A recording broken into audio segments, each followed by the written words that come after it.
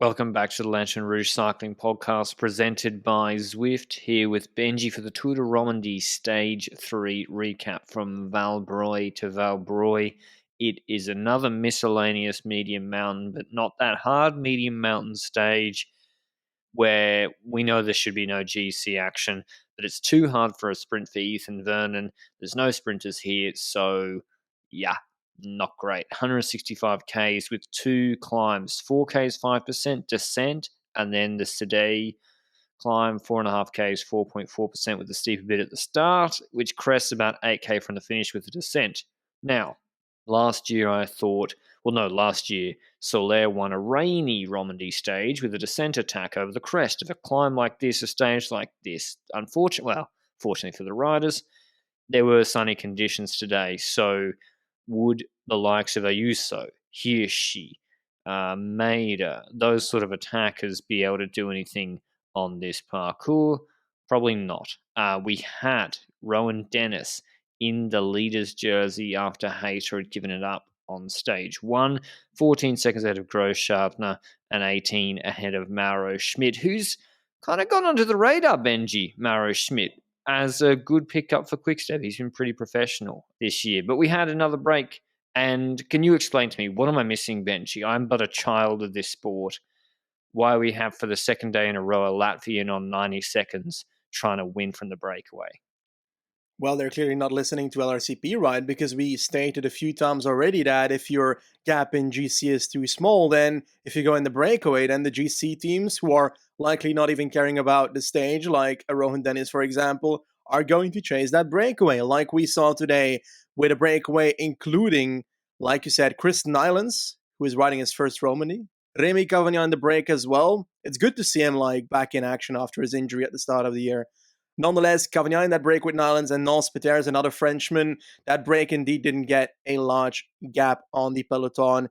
Again, Jumbo had to keep it relatively close. Israel Premier Tech was also a bit to the front. I didn't see them pulling too much, though. It was mostly Jumbo until we really got to the final stretches. And it's the typical final where you would argue that people could attack here, but it's also uphill but directly downhill, uphill directly downhill, and I'm like, yeah, people might not attack because the clouds might be too short to make the group that tiny that we will see attacks. And we started that Dampierre climb, and I got a feeling that it took a bit longer until the break got caught, but eventually they did. And we saw some attacks by random people that I completely forgot what their names were. But on the climb itself, it looked like Jumbo only had really 3 riders left in the group. Dennis in the leader's jersey, Kruijswijk, and Kus basically at the back of the group. And we already saw the likes of a Gaviria dropping, like you mentioned, and Ethan Vernon. Who tried to do something on the climb, and did you think that Jumbo responded to it well? The final climb, it was Verona. I didn't recognize him immediately. And then that set off counterattacks from Hirschi, Vlasov. Ben O'Connor joined Hirschi on a little downhill, but the group stopped working. Gino Maida counterattacked. I think I'm not giving Maida the credit for the initial counterattack when Verona was caught. They got Dylan Turns in the group, but no real sprinter. Maybe Colbrelli you would expect to have been at this race had he not had his health issues. So there, no Bauhaus, no Colbrelli. So Maida got some freedom, and he's Swiss. But that got brought back. O'Connor's been pretty aggressive, actually, these first few stages. He's obviously feeling himself. Look out for him tomorrow and the Mountain TT. But then we just had Israel locking it down for a sprint with one rider. And then Ineos had done a lot of work. Again, it was the same as yesterday. Jumbo paced, kept it tight, and then said to Ineos, well, if you want it, finish it off. And they were riding for Hayter for the stage. He won yesterday, obviously. And we have a fast sort of downhill finish, not like Poland downhill, but it's a slightly downhill finish. And there's a right-hand turn into it. And then the straight's not very long, 250, maybe even 225. Yep. And the sprint field here is obviously the worst in any World Tour race on the calendar this year. It's worse than probably the majority of .pro races when you consider Valenciana's sprint field. There's not even sort of professional good Pro Conti sprinters like Moschetti, etc., even though he's on track, which is a World Tour team. So not a great sprint field, but Mara Schmidt in the young riders jersey, leading out, not sure who, maybe Honore, if I had to guess. And he's got Hayter on his wheel. Bevan's kind of off the wheel a little bit. And at 175, Bevan jumps. Perfect time to jump. Don't need to lead out with this slightly downhill finish. 175 jumps and gets multiple bike lengths on Hayter, who wasn't even thinking about jumping at that point. He was trying to wait for, I don't know when, given that he went at like 225 yesterday. Yeah. He's got Dennis coming up his left-hand side in the leader's jersey, contesting the sprint. Hayter follows Bevan, gets onto his wheel, squeezes Dennis a little bit, but can't catch up to Bevan, who beats him easily. The Kiwi winning stage 3 of Romandie, I think. I lied. I was going to say it's his first World Tour win. It's his first World Tour win in Europe. He won a stage of Tour Down Under in 2019 when he also came fourth in World Champs, ITT. He's 31 years old, out of contract, and he's having a contract year. He just won the Tour of Turkey, but this show is brought to you by our show partners, Zwift, the online cycling platform that makes training fun. Benji and our group of friends have been joining up pretty much every day on the meetup feature on Zwift. It's an unbelievable feature that we love, and hopefully they keep building on it as well. We chat on Discord while we're riding together, and yeah, it's awesome watching the race, training, or just getting some. I mean, training's not always I'm doing, just spinning the legs. It's been great on Zwift, who are also the reason we are able to go to Budapest for the Giro next week. LRCP on tour. If you want to check out Zwift, you can go to Zwift.com down below for a free 7-day trial. And yeah, just check it out. No obligations or strings attached. Were you surprised Hayter didn't open up, Benji? If I was him, out of that corner, I would have unleashed the taps and been confident no one would come around me. Yeah, and especially knowing how the team prepared it, because we might have rushed a bit throughout the final of this stage, because there was an attack by a Wanty rider and Tomache rider in the last 2.5 kilometers. Tarame, and it was an interesting attack where like one rider went off the front, then Quinten Hermans kind of stopped and the gap opened up. And I want to give credit to both Thomas and Luke Plapp here. First of all, Thomas for starting the tempo again. He waited a bit, but then he had to start because otherwise it wouldn't have been a sprint. Tarame would have plainly won. And then Plapp went over Thomas and started riding for Hayter as well. So that preparation leading towards Hayter just not opening up in time, is that a recon thing? I don't know. Like on paper, if you know the finish, you would argue that a descent finish of like it's not that long after that corner to the finish line. You don't have much space to fly past people. I think the acceleration of a Caleb Ewan is necessary to fly past someone in that final stretch. So we need to open up relatively early here to try and make it, and he didn't do it. And I think he might punch himself in the head a bit after this stage, thinking, okay, I could have won that if I went earlier, because I don't think this was one on pure strength. I think this was also one on knowing the finish parkour. Does that make sense? Yeah, judging from Bevan was confident launching early. He was like, it seemed like the perfect time, and waiting any longer, it wasn't that wide a finish. He could have been boxed in as well. So Israel have to be happy with that. He moves into second on GC. Dennis still, he took 4 bonus seconds, Rowan Dennis. So it all adds up. Bonus seconds on stage 1, 6 of them, 4 here, plus a good prologue, plus Thomas lost 20 in the penalty. Dennis is, let's say that Grossschartner's, I don't really see it, 18 seconds back. The next best GC contenders, Turns and Ayuso, are on 22 and Vlasov on 27. It's a handy margin for Rowan Dennis, who looks like he is in his top 2019 Tour de Suisse condition. Bevan is the interesting one. I think he has to ride 100% for GC. This isn't the Tour of Turkey climber start list. It's a higher level here with an 10k 8% mountain TT, but he's got to give it a crack, right, Benji? Try and get a top 10. Yeah, I think so as well. We don't know how far he's going to get, knowing that we don't know how Turkey translates to this race, like you mentioned, but I think you're in that position. You're in second. They need the points, and that is what matters here. I think that for Israel, it would be very good that Patrick Bevan takes points in GC, even if it's just the top 10 position, it would be good for them. 100%. And let's talk about that right now. We spoke about Lotto the other day. Fulsang and Woods are on 40 and 50 seconds respectively. That's not insurmountable to get into the top 10. Bevan, as Benji said, second, has to try. Stacking 3 riders in the top 10 is what they need for points. But Fulsang and Woods are not winning GC.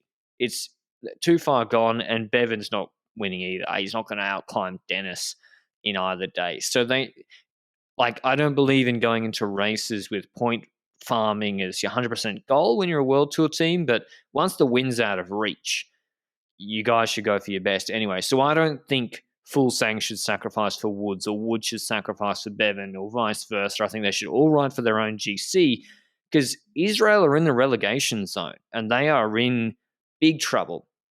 If you haven't been following the relegation battles stuff, there's been fortnightly articles on lanternrouge.com.au written by Raul Bankeri. I contribute to them as well. And Israel are in that 19th position below Cofidis, who are 18th and safe at the moment. And that's a 900 UCI point gap as of Monday this week. Israel started the year, I believe, or earlier in the year, had about 1,000 or 900 point lead on Cofidis and was safe. They'd had a bad 2020, a really good 2021, where they were ranked, I think, like mid-pack, and then they've not been good this year. What do you expect from them, Benji? Van Mark couldn't do any of the classics. Nizzolo crashed in Sanremo. Is Fulsang washed, or can he top 10 Romandie here and Swiss? Because they really need him to. The thing about Fulsang is that I don't think he's completely washed, but he's coming towards the latter part of his career, and that's why it still boggles my mind that someone at Israel decided to sign this man for 3 years last year. The lesson one of cycling transfers, also made by Patrick Lefevre as a clear lesson because he never breaks this rule. Above 35 years old, you get a contract of 1 year unless you're a rider that 100% will perform for the 2 years that you sign him up for. And Fulsang for 3 years is a risk. What can he do this year, though?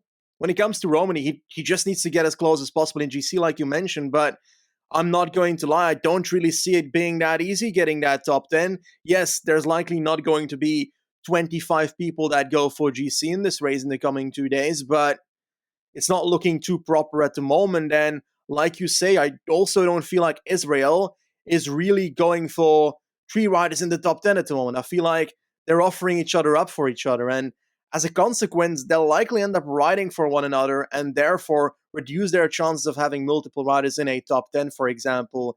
And the same really goes for Woods. I do think that Woods is a rider that I expect to do better than Fulsang in GC here. The thing is, I have not seen Fulsang in this race, or I don't recognize him in his shirt at Israel. It's so difficult because when I look at those Israel riders, I'm like, there's Woods, there's Bevan, where's Fulsang? It's like he's always hiding in Romandie. And I don't know, I just don't see it for him in this race. But you're right, Tour de Suisse is coming up. They need to make sure they get as many points as possible in GC races because there's not that many one-day races in this part of the season that benefit those riders. I do think that the Italian Classics can offer up opportunities, but that's also a combination with the Vuelta. You can't send. You have to choose. One of them will probably Fulsang end has up to do going. Welter for GC. Yeah, I decided the other day. It suits him. yeah. Just, And Woods for Milano Torino and so forth. Then. well, Oh Torino no, yeah, already that's a done. sprint But no, now. but Piemonte, to your point, Piemonte might be the climbing parkour this year. And Yeah, so, yeah, I agree. You read my mind. Woods to do the Italian Classics and Fulsang GC Vuelta.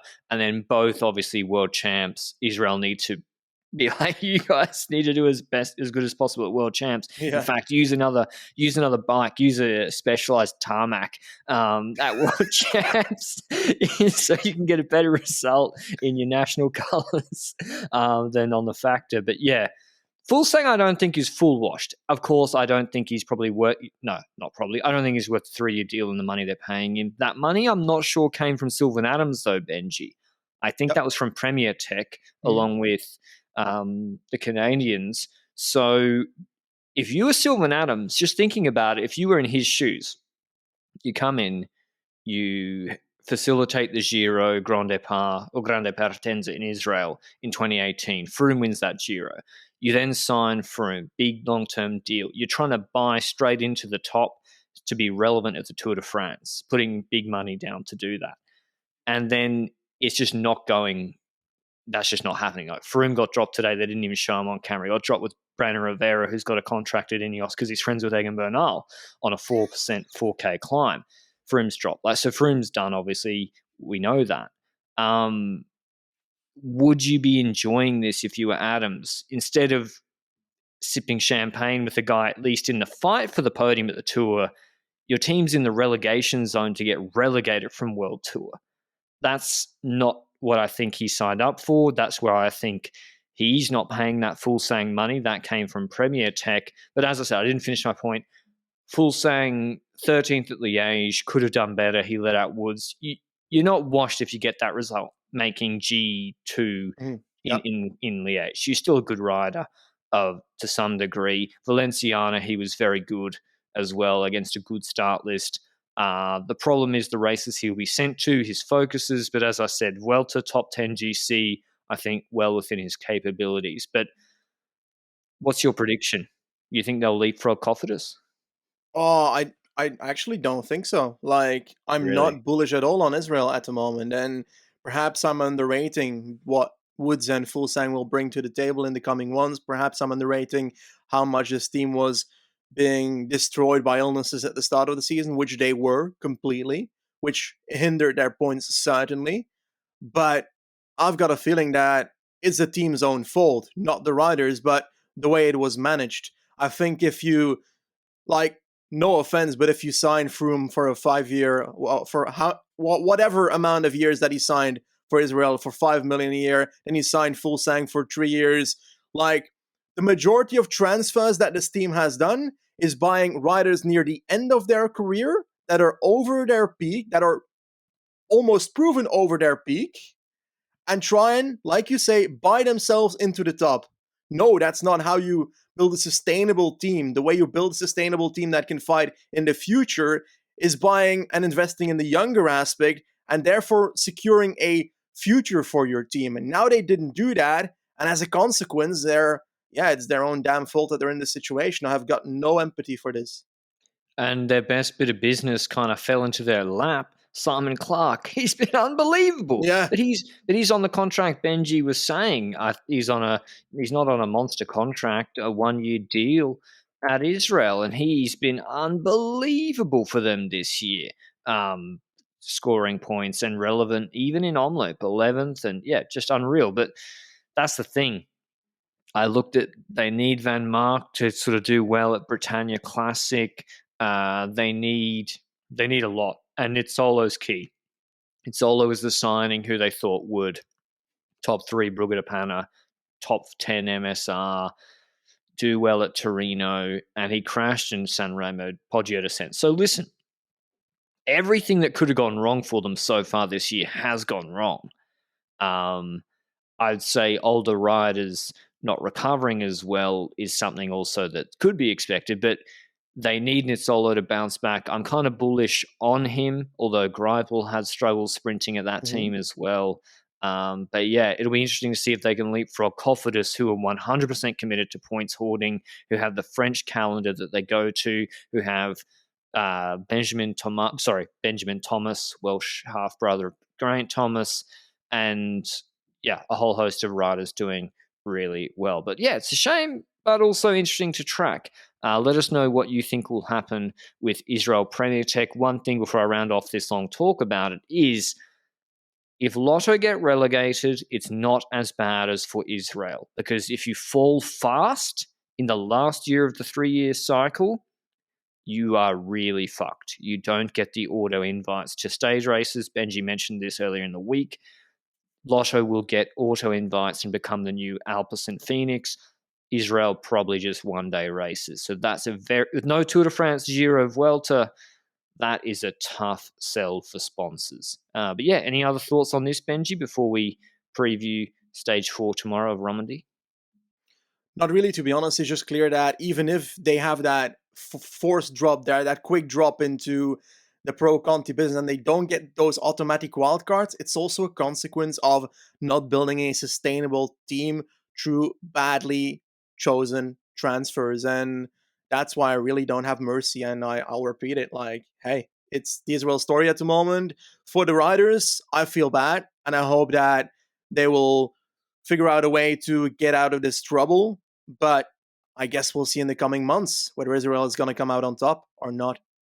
Unfortunately, that sport, there's winners and there's losers. But yeah, as I said, I know people on that team, and it's not good to be going through that as well, particularly when it probably, with their budget, the last few years could have been avoided. But tomorrow in Tour de Romandie, we have the first mountaintop finish. It's a stepped mountaintop finish, and I would call it really medium mountain beforehand. It's like 7K 6% rollers, then 6K 7% downhill, and then 4Ks 5.2%. I think Rowan Dennis wins this stage and actually takes a short time gap. This looks really good for him. He looks in really sprightly form, and I think it's going to be between him and Dylan Turns, Benji. Ooh, spicy Dylan Turns. I like that talk. I like that talk. We spoke about him a bit yesterday as a GC rider in this race. I need to stay on the same regard that I was the entire week so far. I've been saying a user for this race. I honestly Yeah, feel like he will do Dennis. well. Yeah, I do still feel like Dennis is really competitive to win this race, but I gotta keep on my Yuzo train and I gotta be contrarian for once. And I do feel like it fits. I honestly haven't looked at McNulty too much. I do think that Vlasov will come close either way Oh, because true, it like suits him. he's been like on point recently. Let's be honest about it. He's been on point, and yeah, if he continues this onwards in this race, then he will be competitive on that climb. And Ben O'Connor could perhaps attack early or be there at the end. So there's plenty of action to come, and I'm looking forward to it. With a stepped climb like that, I struggle to see huge GC gaps. Maybe I'm wrong. Maybe it'll be bad weather. That suits O'Connor and Turns, who love the rain. Thomas doesn't mind it uphill either, as long as it's not freezing. But yeah, first mountaintop finish, hopefully some big GC action. Otherwise, Romandie has not been the Giro tune-up race this year. It's too close to the Giro, which starts Friday next week. It has no Giro real contenders. Over in the north of Spain, Vuelta Asturias kicked off today, 2-1 race. The big name there is Simon Yates. Quintana's not started. He didn't want to start after his crash in Turkey, and frankly, Arkea don't need to go so hard for points anymore, and Vauquelin and Ver will probably take top 10s anyway. So Quintana's not there. Simon Yates pretty much here unopposed. No W52 Portuguese team after the doping arrests last week or this week. Anyway, Simon Yates won the first stage. It looked like the Tour de France stage that Alaphilippe won in 2020 ahead of Hirschi, like a 2K, 8%, 9% climb, close to finish, and he's just torched the field, it looks like. I don't think there's live coverage ahead of Albanese, Viermos, Lastra, and Benji's man, Fortunato. Fortunato's doing the Giro, Benji. Can we get an update? How is Burger King Boy doing? I've got absolutely no clue. Actually, I feel like he's been a bit worse than I expected him to be. 18th at Tirreno, 16th of Andalusia. I think he can top 20 the Giros, definitely. And I think the way that this man should apply his strategy to the Giro, to GC, if he wants to go for that, is try and combine a top 15 position into going to the breakaway in the third weekend. Try and that way get beneficial time, which drops him into 11th or 10th or 9th in GC. 100%. That's the way to go. He's fortunate that he's Fortunato that there's not so much. Get out of here. TTKs in this year's Giro. He lost 5 minutes. That was more than 5 minutes in the Milan TT last year. He's like, that's unreal. Maybe if I get a city bike in the prologue, when I go recce it next week, can I beat Fortunato's time that he sets in the prologue on a TT bike? It's possible. Anyway, we're getting off track. Looking forward to the Giro next week. Benji got his passport. Somehow they gave it to him after his slander of Van Aertensveen and Van Torenhout last year. But yeah, we'll see you with the Romandie Mountaintop finish recap tomorrow. And then the big final TT on Sunday. Ciao.